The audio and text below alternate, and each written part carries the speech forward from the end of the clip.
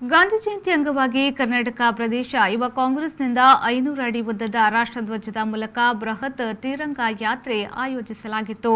ಬೆಂಗಳೂರು ನಗರದ ಕಮ್ಮನಹಳ್ಳಿಯ ಜ್ಯೋತಿ ಶಾಲೆಯಿಂದ ಸುಮಾರು 1 ಕಿಲೋಮೀಟರ್ಗೂ ಹೆಚ್ಚು ದೂರ ಶಿಸ್ತುಬದ್ಧವಾಗಿ ಸಾಗಿತ್ತು.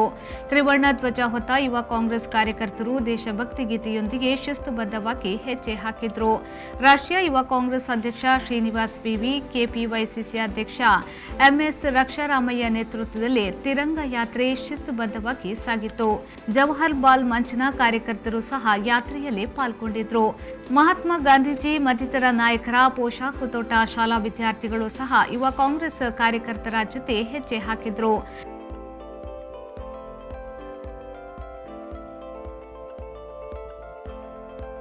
ತಿರಂಗ ಯಾತ್ರೆಯಲ್ಲಿ ರಾಷ್ಟ್ರೀಯ ಯುವ ಕಾಂಗ್ರೆಸ್ನ ಜಂಟಿ ಕಾರ್ಯದರ್ಶಿ ಕೃಷ್ಣ, ಕಾರ್ಯದರ್ಶಿ ಸುರಭಿ ದ್ವಿವೇದಿ ಮತ್ತಿತರರು ಹಾಜರಿದ್ದರು.